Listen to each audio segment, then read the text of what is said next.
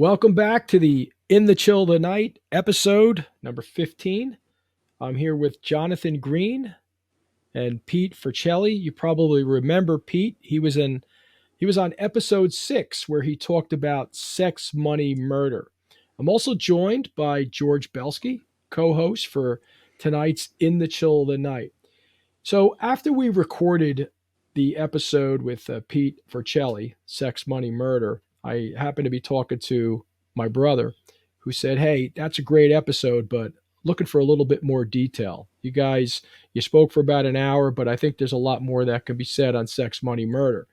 So that was several months ago, and I thought it best to maybe, hey, what would it be like to have Jonathan Green, an investigative journalist who wrote the book literally on sex, money, murder, and Pete Forcelli to come back on and actually have a conversation. So I think, hey George, I think I apologize. I think you and I are going to be more in a listener mode than anything tonight. But Perfect. it'd be great to hear the two of these folks chat about sex, money, murder, and set the stage for what I think going back in time here was something of extreme violence in New York City. So uh, thank God those folks are taken off the street. So Pete, welcome back. How are you? Doing good. Good to see you, fellas. And Jonathan, welcome back as well. And I'm going to throw it over to you first, Pete, since you've a pro at this, since you've been on the show before. Just can you tell us a little bit about yourself as it relates to the sex, money, murder investigation?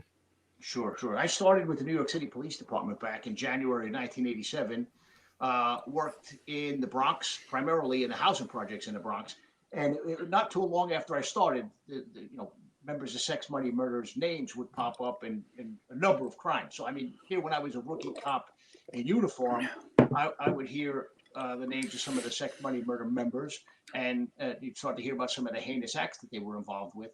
And so I spent 15 years there, and it actually my last case with the New York City Police Department was the sex, money, murder racketeering case. So I was the lead NYPD detective on the case, and I worked with a gentleman named John O'Malley, who had actually retired from the Bronx Homicide Squad, which is where I was working when I worked on that investigation. And John had worked at the U.S. Attorney's Office for the Southern District of New York as an investigator there. John was a legend. I mean, John taught plenty of cops and federal agents how to work federal cases. So, it was an honor and a pleasure to work with John. And so, anyway, I left the NYPD in 2001, went to work with ATF. Was there for about 20 years. Started as an agent in New York, and there were still some of the trial aspects of sex, money, murder that were going on at that time because that case had several different waves. Three of them. The first one was worked with ATF. The second one was kind of with DEA and FBI a little bit, and then the third one was all FBI because the gun violence had pretty much been taken care of, and we were looking at other aspects of their activity. And then I left New York, promoted, went to Phoenix for a while, the headquarters, then up to Canada for a little bit, which is, by the way, where I met Jonathan. Came back from Canada, went back to headquarters, went to Miami, um, back to headquarters, and then I was in charge of training for a while, and I wrapped it up very recently. But yeah, I met Jonathan while I was assigned up in Canada, and he had reached out to me saying, "Hey, I'm a journalist, and I want to work on a book on sex, money, murder." And as you can imagine, I mean, I had just come off of, I hate to say, I was a whistleblower in that whole Fast and Furious mess. So I had a bad taste in my mouth for journalists because of some of the stuff that happened with that particular matter. So initially, I was a little bit resistant to talking to Jonathan, but he was persistent, but a gentleman, and still is a gentleman. So I got to learn that he really started to delve into not just the crimes, but a lot of the folks that were involved on the criminal side of sex, money, murder, and really started to understand their lives and what they grew up with, and how, their formative years and how they became who they were. And he persuaded both John O'Malley, who was certainly not a glory hound, not someone who's actively looking to speak for journalists, and still to this day he's very, he's very hands off. He actually avoids talking to reporters almost at all costs. So when Jonathan won John over, he won me over. Again, I have such respect for John O'Malley. Grew to respect Jonathan tremendously. Um, I think I spoke to you, Jonathan. It was like 2013 when I was up in Canada. He actually came and spent a few days with us. My wife, I think, and I sent him home with a pretty significant hangover, if I'm not mistaken. Which he had to drive, by the way, from just outside of Toronto to Massachusetts. So I felt really bad when that happened. But and then the book actually didn't come out until I actually was in the hospital in Florida having some issues in 2000, and I believe it was 2018. So that should give you some idea how long Jonathan worked on this case and the amount of time and energy and effort that he put into it. And he nailed it. I mean, I know, and Jonathan, I'm sure, might touch on it in a little bit more depth. There's a lot more that he could have put in that book that he wrote, but like Billy Joel in the song "The Entertainer," you got to cut it down to 305. I think Jonathan had to cut some stuff out to keep the publishers happy, but he knows that case better than I do, better than John does. He lived it just like we did. He just lived it a little bit later. So yeah, I'll just let him take it from there. So, Jonathan, it sounds like he was trying to blow you off at first, but you persisted, huh? Yeah, I mean that's the way it goes. I mean, it sort of takes a little while, I think, to sort of win everyone over. And I had quite a job in the beginning because I not only had to get Pete and John on my side, but I also had to get two guys who were in the gang. Wow. On my side too, which was I mean, it was a challenge. It was a lot of ups and downs. We eventually established a relationship of sorts, and so then we began work. And it was just, I was absolutely riveted by these guys' lives. Where they'd sort of come from, how they managed to get into crime, how it all evolved. And sort of New York at that time, really was extremely violent. The sort of transition from heroin into crack sort of democratized the drug industry, really, to a certain extent. And it turned these sort of neighborhoods into war zones. And, because these guys would sort of war with other guys literally on the same block over the profits of crack. And look, I mean, that's how the gang was birthed.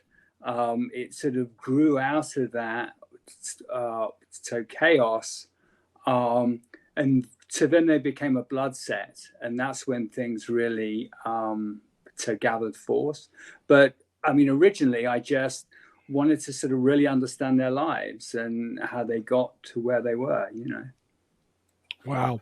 Well, so can you just take us a little bit about your background? Because obviously you didn't just start off doing sex, money, murder. And with that Jersey accent, where are you from in New Jersey? Right. Well, I think because that's the other thing. I think the guys in the gang were so taken aback at my accent. I think it sort of warmed them up a little bit. I mean, I was not a kind of threat in their eyes, because I'm from slightly other.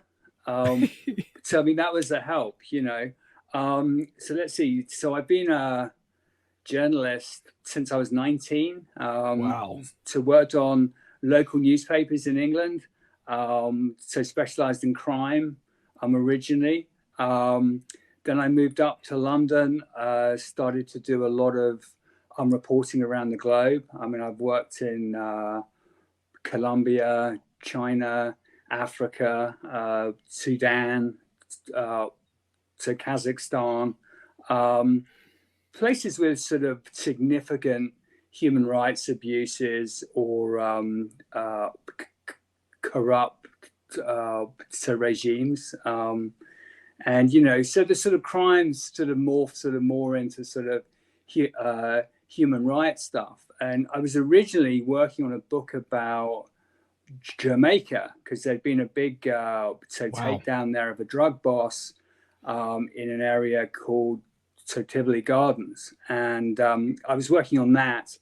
And that's how I came to know John O'Malley and, learned a bit more about the Bronx. And he sort of called me out of the blue one day and said, look, I know you're working on this other thing, but I've got two guys in this gang who want to tell their story. Wow. would you like to meet up with them? I'm like, sure,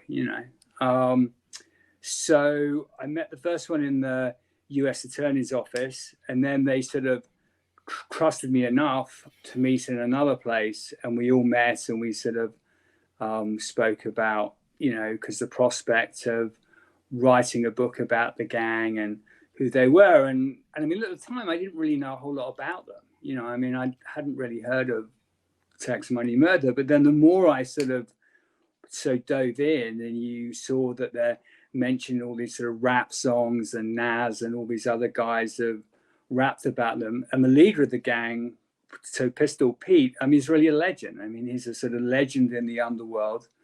So people revere him.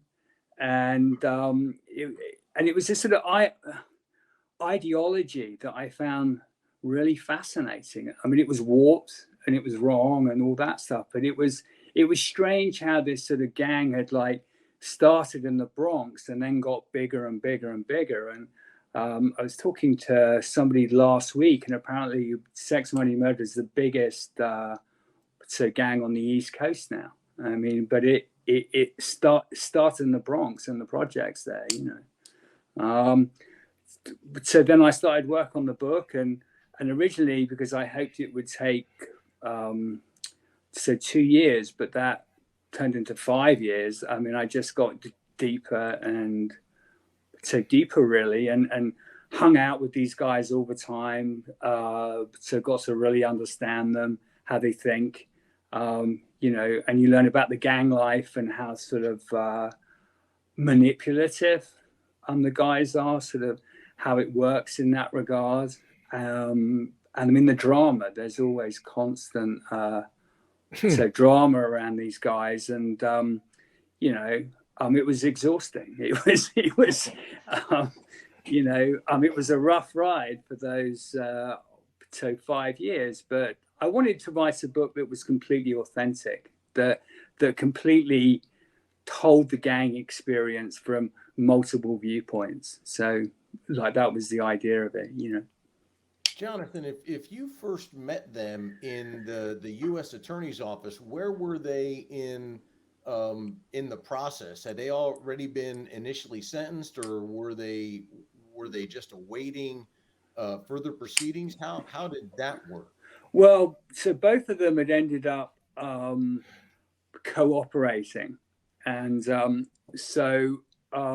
that point, because the cases were done, it was over.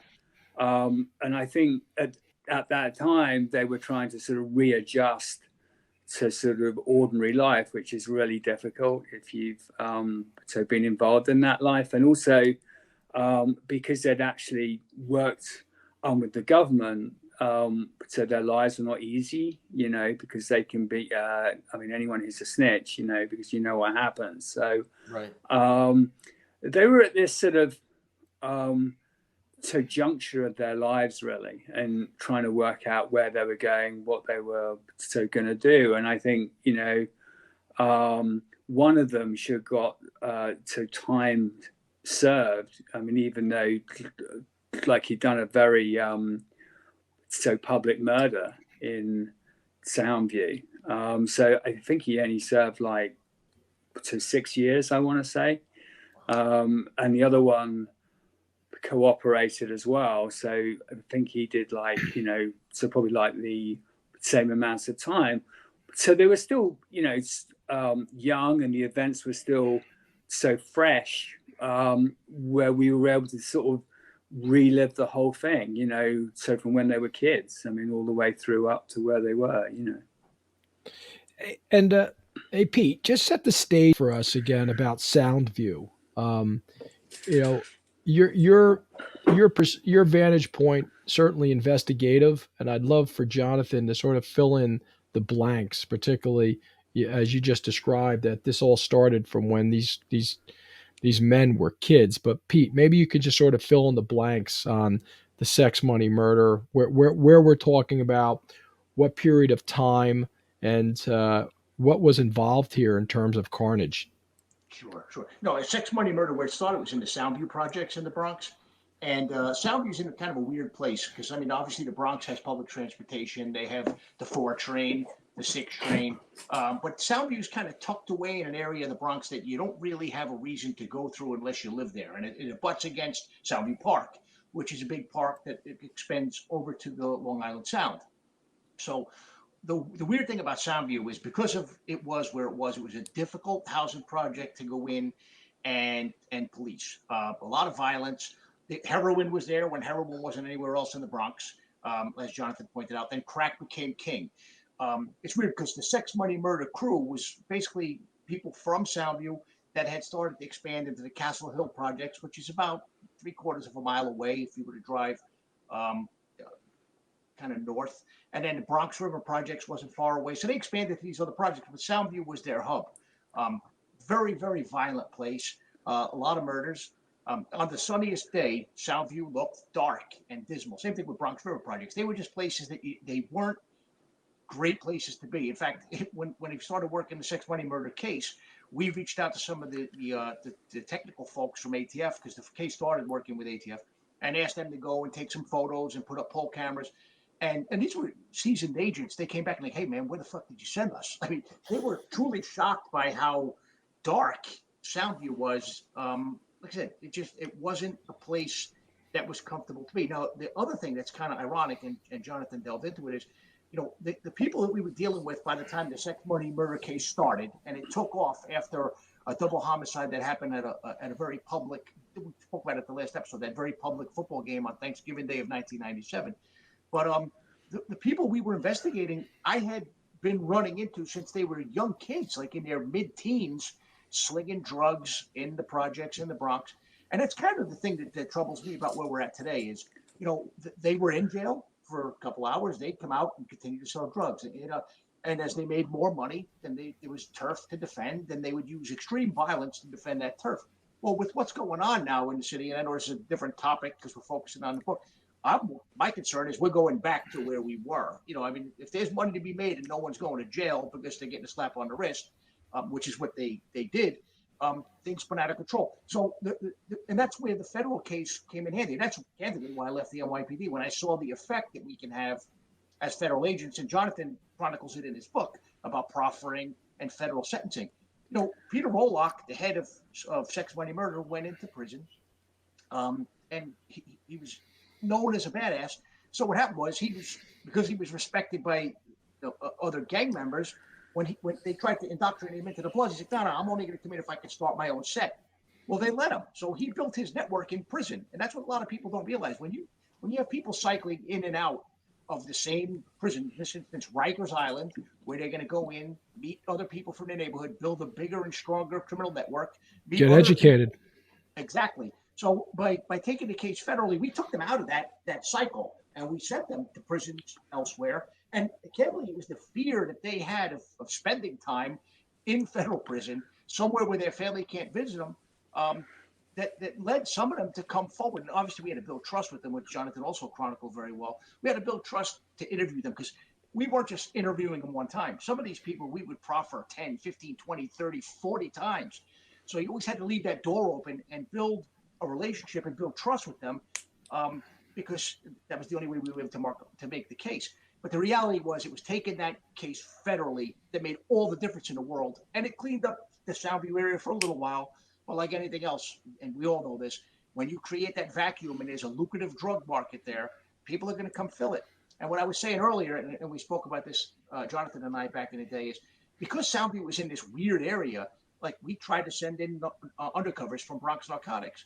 Well, the people in Soundview, if they didn't know you, they weren't going to sell to you. So the stuff that we did traditionally in other areas in the Bronx didn't work there. So they would only sell to people they knew. So that's why bringing people in on lesser charges, gun charges, and flipping them and proffering them and going out and chasing down that evidence, that's what made that case. It was like true detective work, which is what it won me over. That's why, like I said, I left the NYPD. I loved what I was doing there.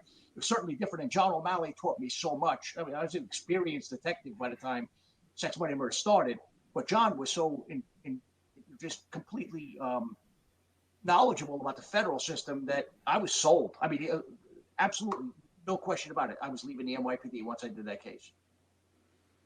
Jonathan, tell us about the characters that we're talking about here. I know you mentioned Pistol Pete, charismatic guy, right?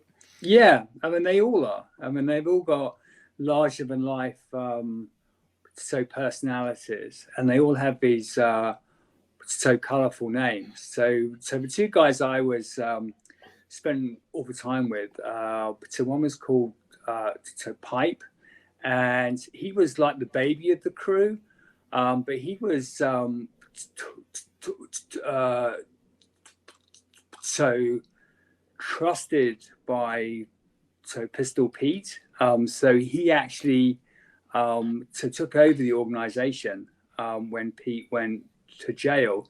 So through his eyes, I mean, I was able to really sort of chart the whole organization from to when they were born all the way up until so they were taken down. And the other guy I was with, Chug, he was the one who did a very public murder, Thanksgiving.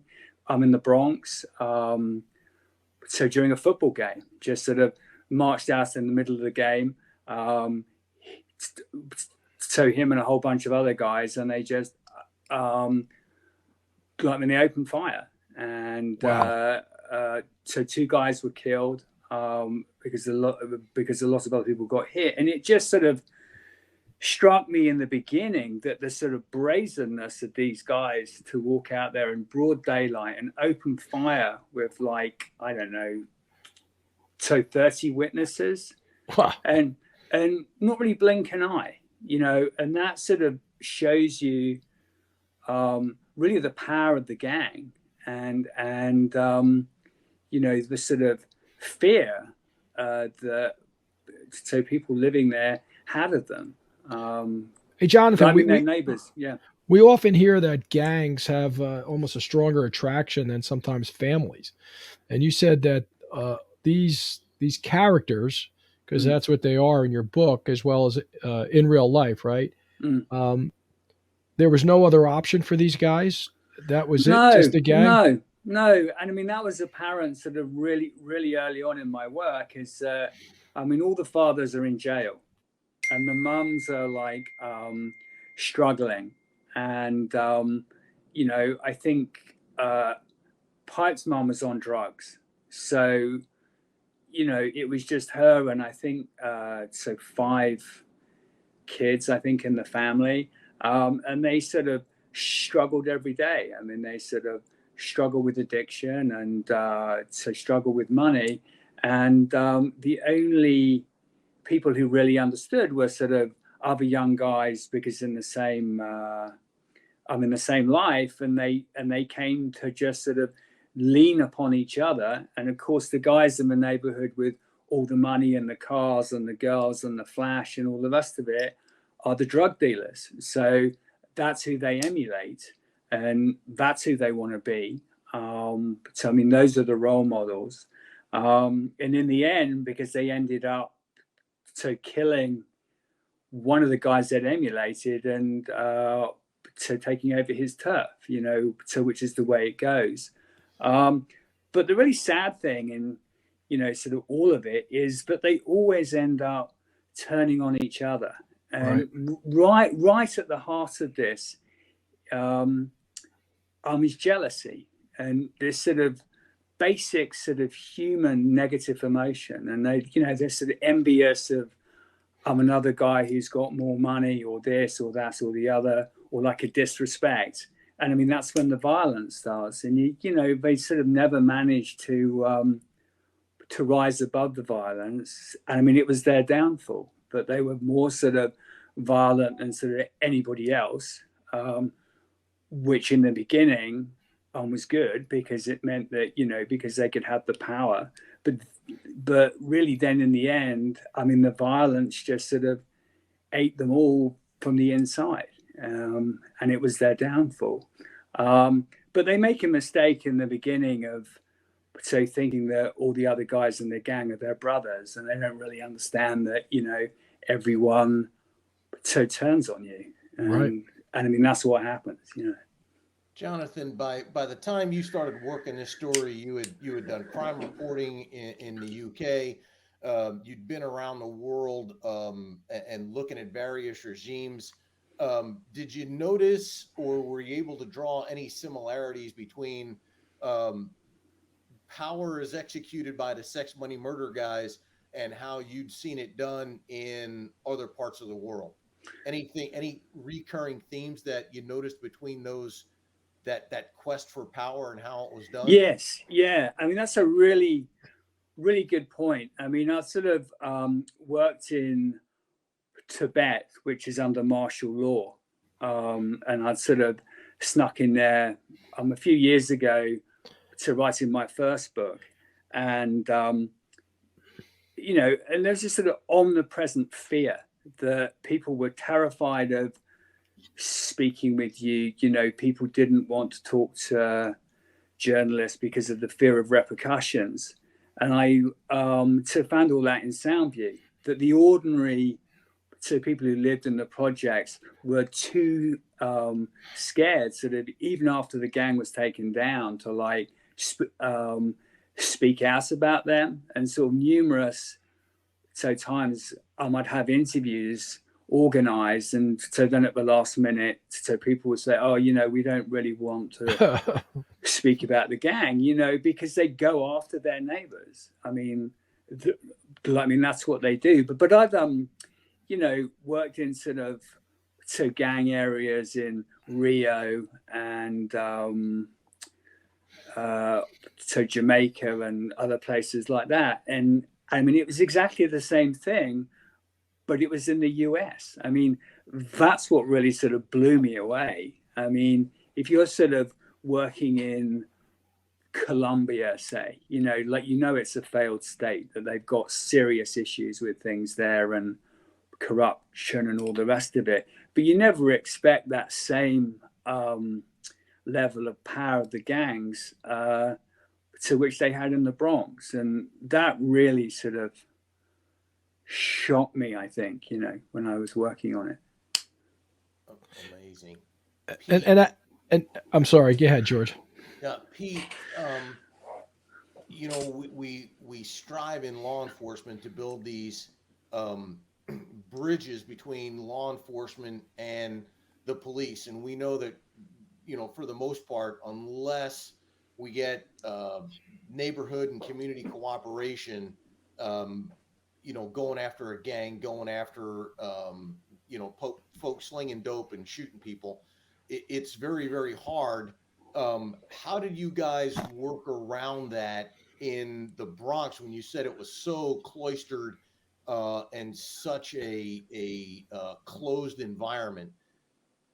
How did you do that? How did you bridge that gap? Yeah, there were two things, honestly, George. One is, again, taking these folks out of that cycle. They're not going to Rikers Island, and some of them were shocked. When we arrested them, they thought we were full of crap, especially because at the time I was an NYPD detective in the homicide squad working with the feds. So as you know, George, how that works, I was deputized to work federal cases. So when we would arrest them and show NYPD badges, their assumption was, oh, great, I'm going to go to central booking. In 5 days will be the grand jury day, and I'll be out on day number 6, and then I'll do what I got to do, and I'll make my court appearances and pound sand. It was interesting when we would bypass the Bronx courthouse and get onto the FDR Drive going south. I had hardcore, and Jonathan's heard these stories. I had hardcore guys, murderers, crying in the car because they knew that this was different. Now the other thing is, candidly, look, and I love my profession, but not everybody that's in my profession or my former profession are professionals. A lot of them had been lied to by cops. Like, hey, tell me a story, and I'm gonna talk to the DA, and you're gonna get a break, and they wouldn't follow through on that. So it was a weird tactic. Like sometimes we'd be able to build trust with these guys. Other times I would look at their rap sheet and kind of get a read off of them and say, this person's just not going to talk. So our tactic would be like, hey, what you're going to do is we're going to take you to the precinct. We're going to fingerprint you. We're going to take you down to pretrial services. We're going to fingerprint you again. You're going to meet pretrial services people. They're going to recommend whether or not you get a bail package. You're going to get we would explain the whole process, saying, look, we know cops have lied to you in the past. So we would just tell them what was going to happen and being honest with them, saying, hey, you're going to have a conference, defense conference with the judge at that point. We're probably going to supersede. which means you're going to get indicted on something else. So my suggestion to you is to talk to your lawyer. Your lawyer works for you, and you're going to be working for you and get yourself out of this hole that you dug yourself into. So rather than sit there and try to talk to them, because some of them are like, fuck you, I'm not talking to you. So basically just explaining to them and being honest with them through this entire process was important to build trust. There were times we needed to do reverse proffers because they wouldn't come in. So we'd call them, we'd pull them, we'd get a writ of habeas corpus, pull them out of jail, bring them to the U.S. Attorney's office, tell them again what's going on, send them back. And when they realized we were being genuine and not lying to them, a lot of them would come around. And then it became, all right, now that we have an actual conversation with some of these people, we'd have to really work very hard to build trust with them because they're talking about people that they grew up with, like Jonathan pointed out. In fact, it's funny story. One of the most violent of these guys, and also the guy, there was one instance at one of the defendant conferences, it happened at this time, there were 12 defendants. So the Marshal Service decided, well, we'll put them in the jury box for when they go see the judge. Well, this guy was hardcore. He decides it's time for a standoff with the marshals. So there is this standoff in the courtroom with the judge there, where the marshals basically had to call for like legions of marshals to come in. It turned into like a complete melee. So we had to then go and we actually met this guy up at a jail in upstate New York, Putnam County Jail, again, for this whole reverse proffer thing. A violent guy, was already not cooperating with law enforcement, didn't like his accommodations in prison. He was raising hell. We eventually won him over. And it was by being honest with him. And that honesty has to continue from day one to the end. And the truth is, and Jonathan knows this, those guys now to this day, even though they did their time and came out, they have a lot of respect for O'Malley and myself because they viewed us as honest guys, in a world where a lot of people weren't very honest with them, frankly. So, I mean, that's the thing, George, it's trust. And that's why community policing back in the day really worked, because you had to work hard to build that trust. I mean, you want to reimagine policing. When I hear that, I cringe. Look, we lose our way because we chase shiny balls. We went from total patrol concept policing, community policing, intel-led policing. All of that stuff works, but you can't abandon the good stuff to chase the shiny ball. And community policing and talking to people and getting to understand people and having empathy is everything in our profession. And look, in some places we abandoned it because we're chasing 911 calls. So it was that. It was the trust and knowing these guys, knowing inside and out how they lived, who they associated with. That was the important part. That's what got us there, frankly. Hey, Jonathan, I just want to pull on what Pete said just a little bit, that thread. As cops, we have this perspective of the bad guy or the bad girl, right? And to your point, Pete, for us sometimes most of the time it's business. What are the bad guys? What did Pistol Pete? What did Suge, if I'm saying his name right, Pipe? What were their thoughts? Sure. What are their thoughts on the police? Like, how do they view us? Were we a nuisance? Were they a force to be reckoned with? To Pete's point, did they just see cops as liars? Like, what was that like when you had those conversations about what was their thoughts on the police? Well, they sort of hated the police. I mean, there's no doubts about that. I mean, I've got one sort of scene I remember in the book, and the cops sort of turned up on a corner in the projects to arrest one of the dealers. So Pistol Pete got all the guys up on the roof, and they opened fire on the police. Wow. So they were quite happy to shoot. There'd be a lot of bravado in when they'd like describing interactions like with the police. I mean, there was one night, there was a big sort of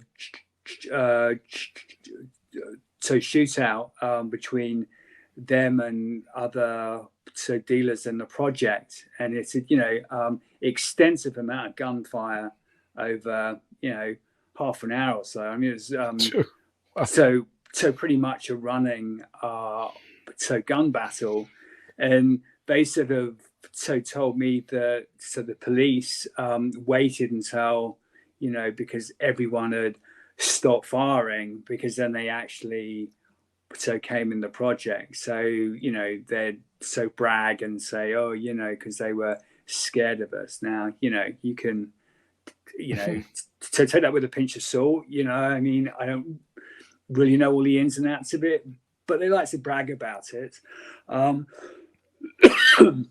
But I think, as Pete said, I mean, once they ended up in the feds, and because they met O'Malley and Pete, these were the first cops they'd met who had real power, because of the federal thing, but they didn't lie, like Pete and John were very straight with them. And I think they just found that really disarming. They weren't sort of used to straight talk, because everything in the gang lies, it's all lies, and that's what happened. So I think even now, I mean, years later, I mean, they still call O'Malley on a regular basis, and he's something of a father figure, to these guys who never really had real dads. So it's kind of really fascinating. I think, that's often what's sort of missing. I think, like the general public, doesn't really understand this sort of dynamic between the bad guys and the cops at times, because they often have this very close kind of bond, really. It's like they sort of understand each other. I mean, O'Malley was born and raised in that neighborhood, so he knew it just as well as they did.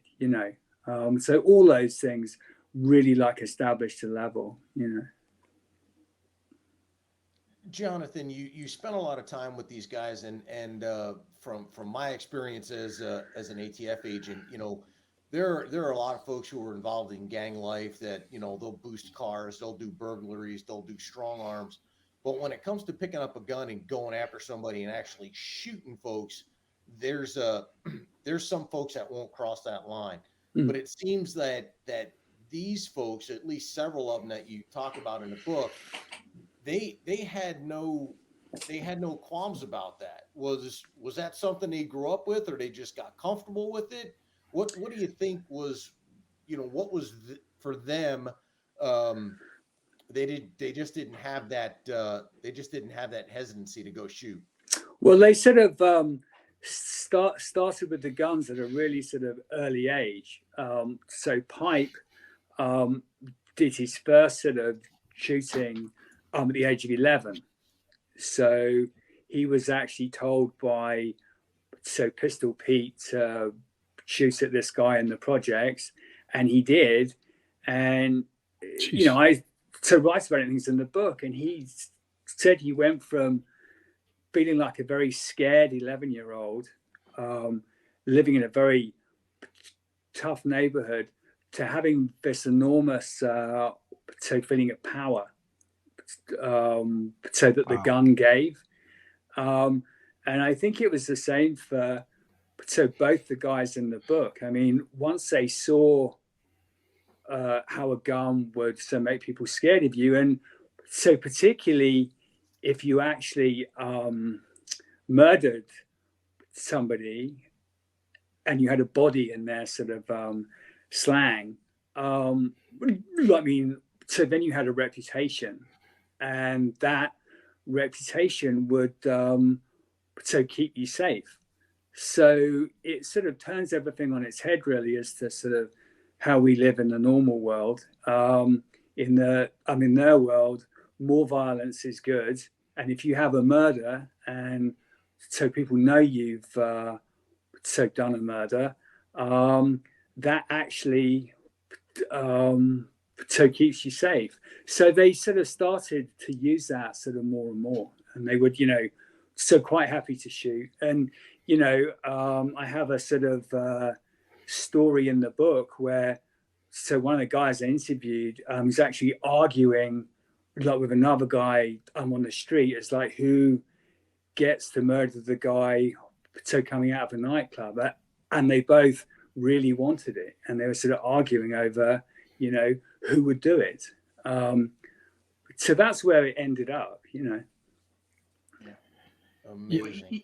Even like when Jonathan talked about Shug being a participant in that Thanksgiving Day homicide, there were actually 4 shooters that day. And the plan was that they were gonna murder the twins and a bodyguard. They did kill the bodyguard and one of the twins. The other twin was shot but survived. And then the plan was to shoot into the crowd.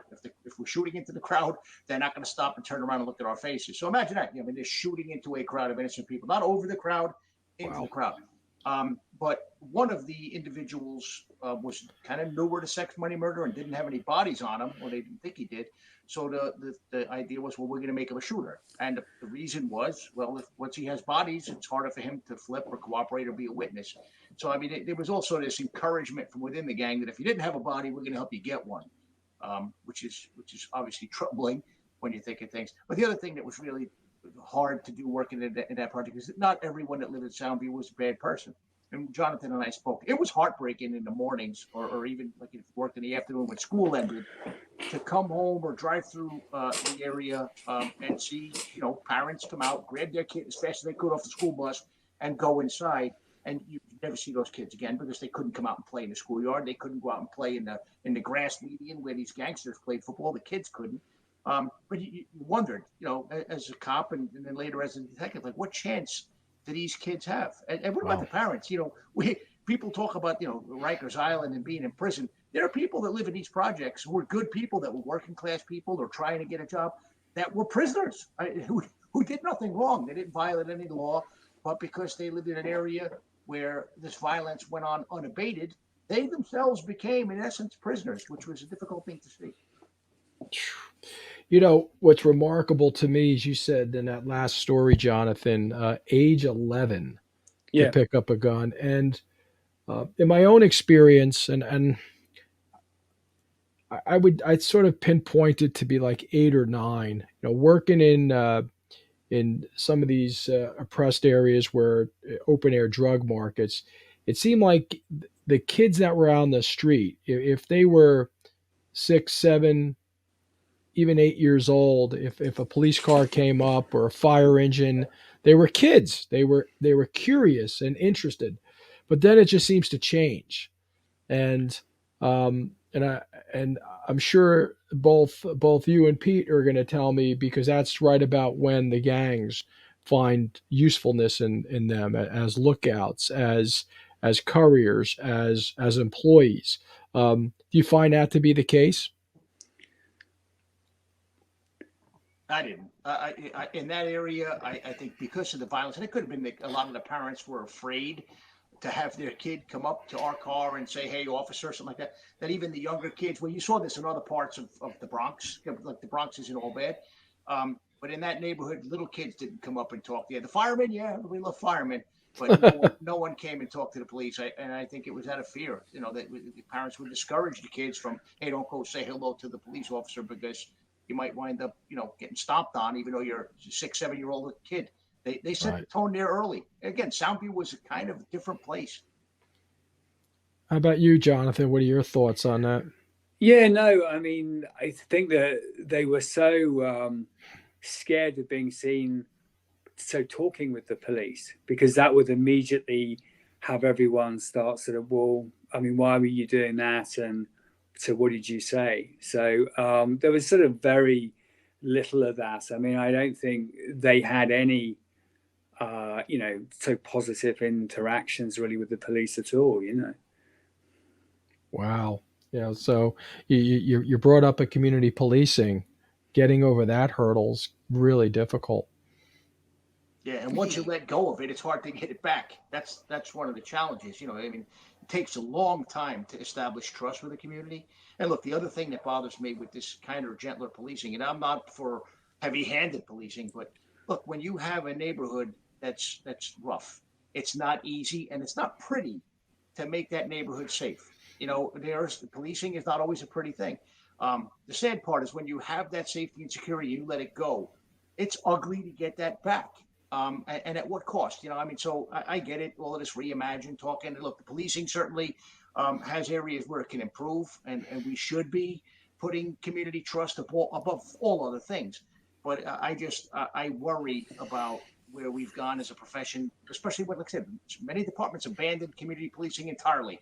One of the high points of my career, and Jonathan did a whole chapter about it, was walking a foot post in the projects in the Bronx, getting to know people, getting to understand that they were no different than I am, just different set of circumstances. Very important, very formative part of my career to have to be alone on foot, sometimes 6 at night till 2 in the morning, learning how to talk to people, understanding that your mouth is your best weapon, not the nightstick, not the gun, not even the radio. Learning how to talk to people, such an important part of policing, and you don't learn that anywhere else as effectively as you do in candidly in community policing. Yeah, I think that's spot on, Pete. Pete, you know, we've come a long way with how we work stuff, especially ballistic evidence. Um, would would some of the techniques we use now with NIBIN and how we treat it as an intel tool, would that have helped with this had we been doing that kind of stuff early on? Would have gave you some better leads? You could have gone after stuff early. Yes, it's interesting. And look, I'm going to speak candidly. George, you know me, and it might upset some people at my old agency, ATF. Yes, and look, in the sex, money, murder case, there was an example where one of the cooperators took us to a bag of guns at Soundview Park. We dug them up. We put them through NIBIN, and we got the NIBIN results back sometime after the trial, so it was useless by that time. You know how it works. I mean, it was Yeah. not timely. We weren't able to identify the other shootings till after people were. It was painful. Look, I think that is a tremendous tool, crime gun intelligence. And I know, Ray, I'm speaking to one of the godfathers of crime gun intelligence. But one of the things that troubles me that I see with some agencies, and it goes back to what I said even about community policing, is, look, NIBIN is great, crime gun intelligence is great, but you also need to balance that out with effective interviewing and relentless following up of leads. And I see some agencies, and I see to some degree even ATF. It's like, well, interviewing's not that important, look, people will deny that. I'm telling you, it's true. And that's where I used to push back. Look, relationship building. Yeah, you could tie a gun to the crime scene. That gun could have changed hands 5 or 6 times between that shooting and when you recovered it. And in the Bronx, that could have changed hands 5 or 6 times in 48 hours because there was such a thing as a community gun. So it just troubles me when we put so much weight, and we should be putting a tremendous amount of weight, don't get me wrong, in crime gun intelligence. But you need to balance that out with proffering and interviewing because there's a human intelligence portion of that I think often gets lost in that equation. And when we were doing Operation Trigger Lock, which is actually how sex, money, murder kind of started, which was taking felons in possession and proffering the living hell out of them, we were creating racketeering cases. We were solving murders left and right. Sex, money, murder was probably the biggest case we had going on in a gang unit at the time. But there were 4 or 5 other cases that all started as 922G cases. And George, I know this is going to resonate with you. I used to go crazy when I would hear agents talk about roadkill. Oh, I just got an adopted case at the 922G. Well, it's roadkill if you let it be roadkill. If you don't go there and thoroughly debrief that defendant or come back later on when they're sitting in jail for a while with the walls closing in on and try to proffer them, well, you've made that case roadkill. I had several very big cases. Sex, money, murder is one of my biggest, the 3 biggest cases.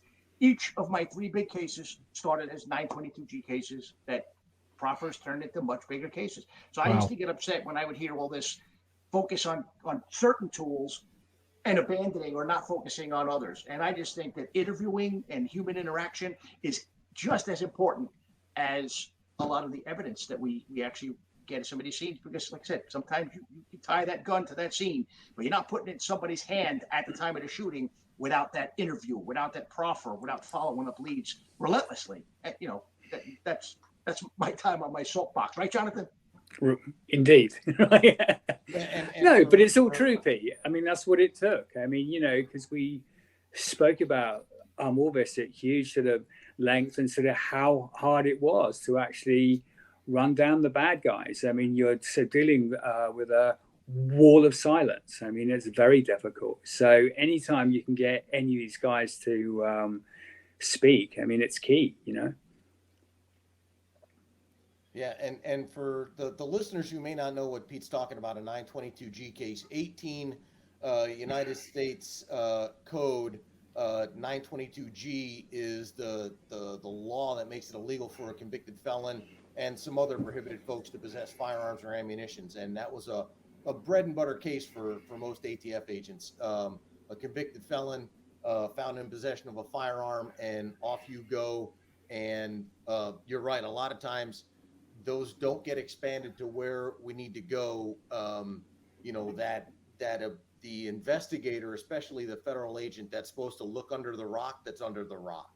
You Right. know, your job is to keep digging and turn that roadkill into sex, money, murder. So yeah, Right. that, and intel is great, but at the end of the day, if you're not using that to put somebody in jail or make an arrest or gather further information or stop the next shooting before it occurs, you're kind of wasting your time. Yeah, excellent. Look, Jonathan did his work by sitting down and talking to people and interviewing people. And I mean, Yep. read the book. I mean, he did a phenomenal job.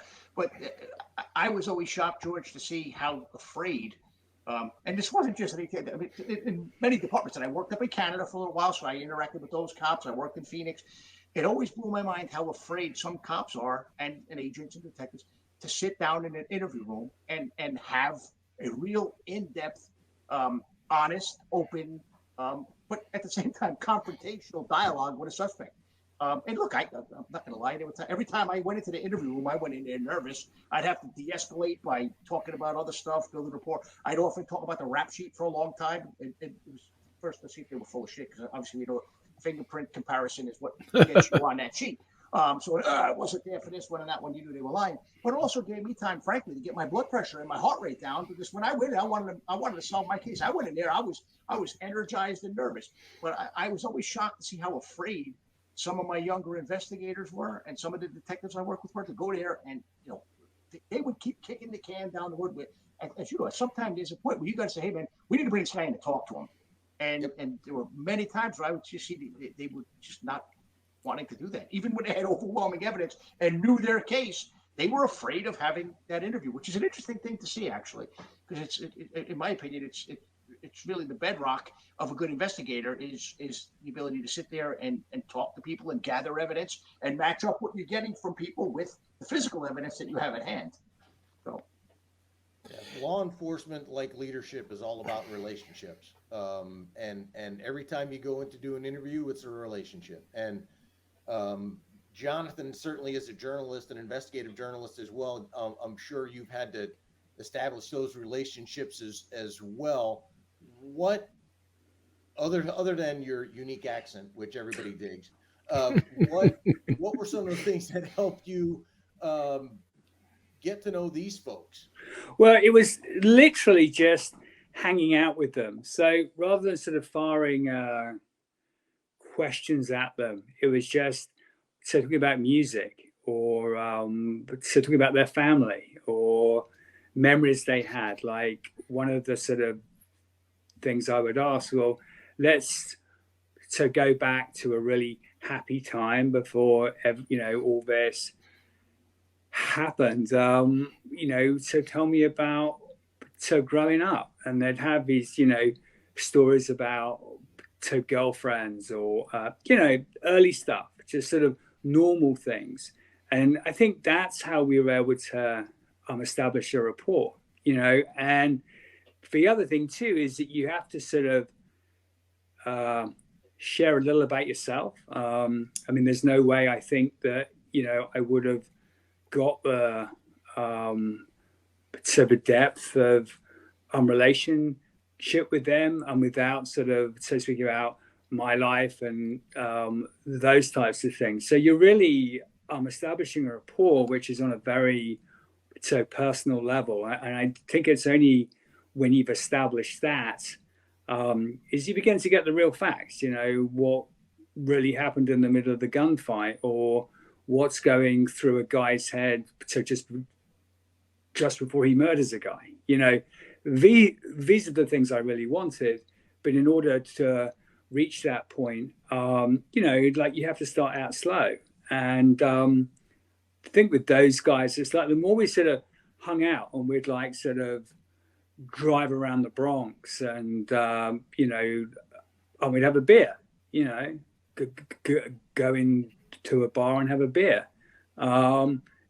Just to get the lie of the land. And I think, that's how I did it, and I think, like everyone sort of really so kind of different things in their approach, but I've always sort of found if you treat people well and want to understand them on a sort of human level, so they respond in kind, and I think that's how things went, Yeah. Were they intrigued at all by you? Because, a lot of times these folks, especially that grow up in some of these depressed neighborhoods, they don't even get out of their neighborhood, let alone their city or their country. But yet here's a guy who's, coming to talk to them that's been, to put it mildly, all around the world in a bunch of different places. And now you're taking an interest in them. Did that kind of intrigue them, I guess?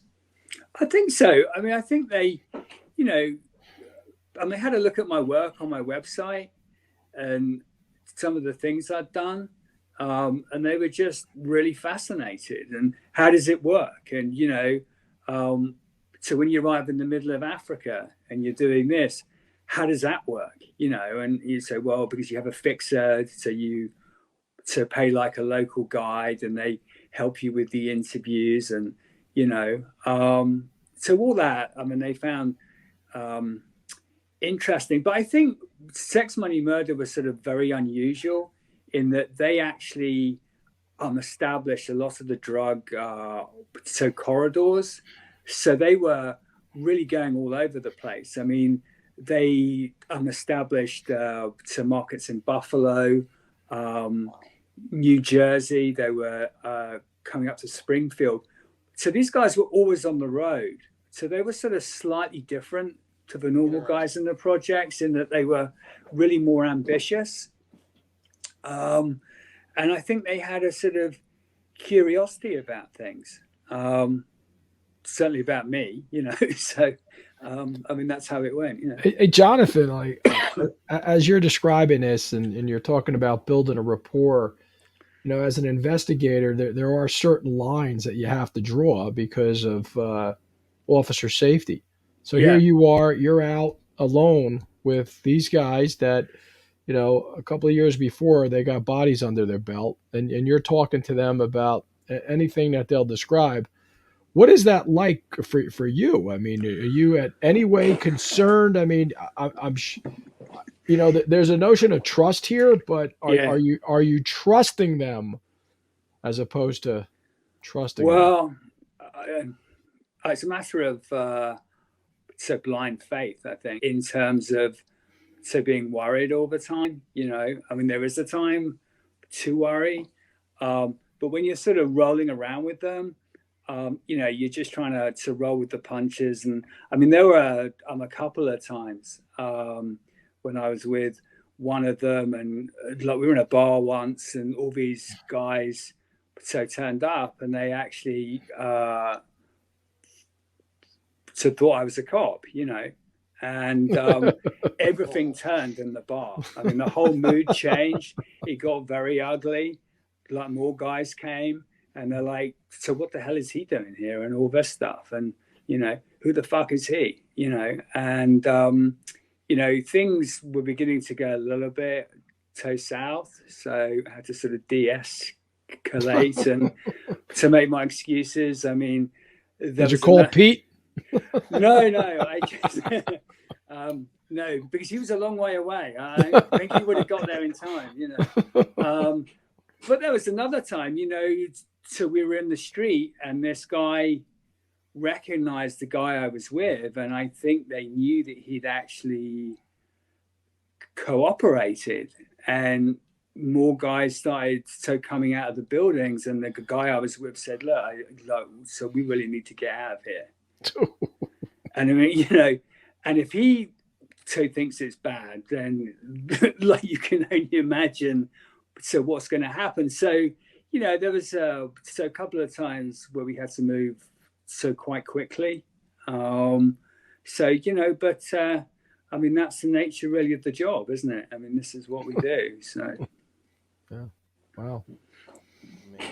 It was once reported or said that John Gotti said, "Hey, someday you're going to miss me," and I always took it as he was sort of referring to the organized nature that he put in place in terms of crime in New York.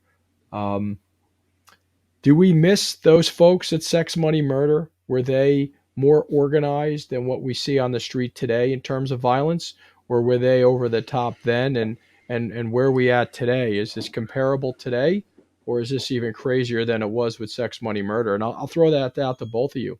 Yeah, I would say it's funny because, like, as Jonathan knows, these guys were socializing with celebrities. Tyra Banks. There's pictures of Peter Rollock that we got in a search warrant with Tyra Banks. Tyson Beckford was putting money in Pete's commissary, the famous model. And people were like aghast, like, oh my God, these people hanging out with these gangsters. And then I would say, wait a minute, they were gangsters that used to hang out back in the day with Sinatra and company. So I didn't see Right. it was, it was a similar dynamic. I think the difference is, generally speaking, the Italian mafia didn't kill you for looking at them the wrong way or over some minor disrespect as in a diner together. These guys for street rep did. So I think there's a distinction there. I look, criminals are criminals. I have no use for either, frankly. But I think that's the big difference here is that in these mob neighborhoods, if you weren't another mobster, you probably weren't going to get killed by them. With these guys, man, at the drop of a hat, if you did something to piss them off, you were likely to get shot. I mean, correct me if I'm wrong, Jonathan. No, I mean that's the way it is with them. So working with them was like that. You always sort of, I mean, anything could turn really in a split second. I mean, they're very volatile, short tempers, and it can go bad, really fast. But so funnily enough, it was about probably a year ago, I met a guy in the mob who'd read my book, and he was absolutely amazed at how violent the guys in the gang were. And he's like, so they really did that? I'm like, yeah, they did. They opened fire over nothing. And he was actually so quite shocked, So it sort of shows you really the sort of contrast, I think, with sort of so people like the mob who are, people don't get sort of whacked until there's a very good reason most of the time. But with the guys in the crew, I mean, it could really be over nothing. I mean, over a glance the wrong way or a girlfriend or, a very small slight, and it would end up in a murder, Yeah. Well, the other thing, too, is, organized crime, they didn't want police attention because it was bad for business.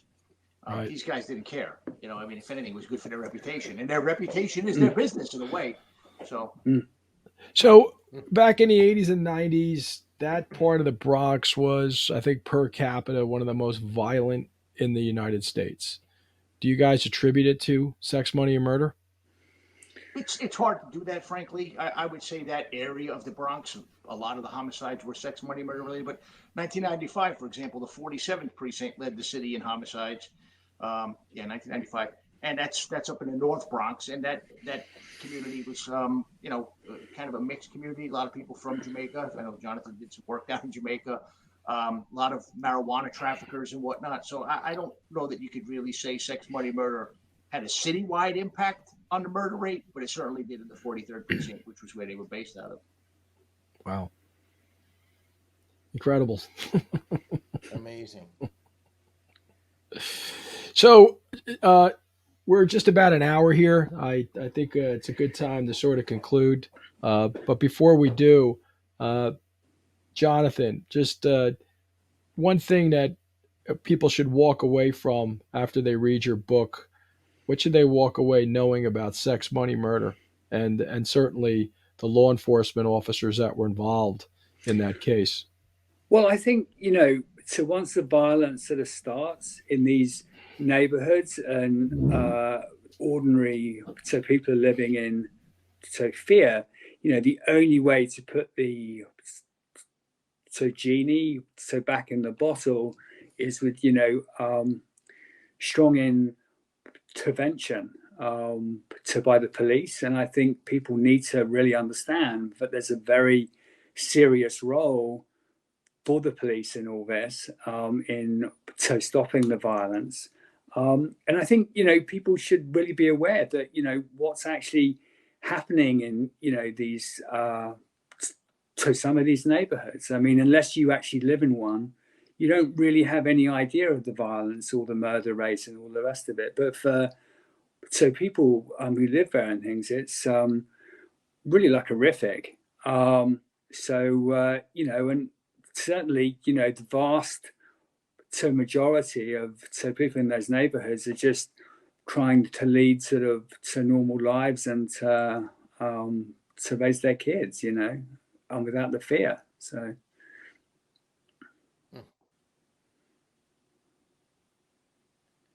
Pete, give me one lesson learned from this that you took with you when you went on to ATF and you tried to drill down to new agents and new detectives coming up, that's still of value, this many years later. Well, I kind of touched on it, probably beat it to death. And it's something, George, as you know, when I was the head of training for ATF, I would go down and talk to every single new class of agents and impress upon them the importance of being a good interviewer, of listening to people, of not being arrogant, and of having empathy and humility, and put yourself in their shoes, frankly. Look, it's easy to judge these people as killers, and I don't condone any act of violence. But if you're going to sit there in judgment and be appalled by their actions without thinking at the same time, like what did they do to get here? Like, how were they formed? Like, if you can't understand people, or at least be open to understanding people, you're not going to be at your best. And like, again, to give credit to Jonathan, I mean, Jonathan told the story very well. He had to do that, and he's obviously not a detective or a criminal investigator, but he's an investigator. So, I mean, his success, it just kind of echoes what I've been talking about all along to these newer agents. And, when I was a supervisor to some of the younger agents who were coming out of the academy, it's all about relationships and talking to people and building trust and being, in my opinion, the best human being that you can be. Not a pompous ass or arrogant or thinking that your badge makes you more important than the person that you're talking to. It's not power that comes with that badge, it's responsibility. Nice. Well said. Nice way to close it. Jonathan, it's been a great honor and a pleasure to get to talk to you. It's Thanks, George. It's just amazing the amount of work and that you put in to get to know these folks on more than just a cursory level and be able to share that story for everybody. Pete, brother, it's always a pleasure to catch up with you. This is just one of those things that you can just fall back on and learn so much from. That I just appreciated getting to talk with you about it. Sure. Hey, one thing before we close out, Jonathan, I think I told you this. I've had agents who have read the book who told me that they actually learned a little bit more about how to do their job by reading your book. Oh, wow, thank you, Pete. Yeah, that's awesome. Yeah, that's awesome. Well, Jonathan, Pete, George, I can't thank the three is enough for coming on the In the Chill of the Night. Really appreciate it. Jonathan, where could folks find you? You have a website? Yeah, I do. Yeah. So it's Jonathan Green Online. So that's it. And the book's available on Amazon and anywhere else. And it's an Audible book too. So great. If you like to hear it in the car, that you have that opportunity. So, and Pete, you're still pretty active on LinkedIn? Yeah, somewhat. I haven't been writing as much because I've been busy with new hobbies and whatnot. Yep. But that's how I communicate with folks. I get a lot of insight on that site. Try to keep it apolitical, which gets harder and harder these days. Yes, it does. Well, thank you all. Greatly appreciate it. And we'll get this out ASAP. Thanks, Ray. Good night, Much everybody. appreciated. Thanks, George. Good to see you, Pete. Good seeing you too, Jonathan.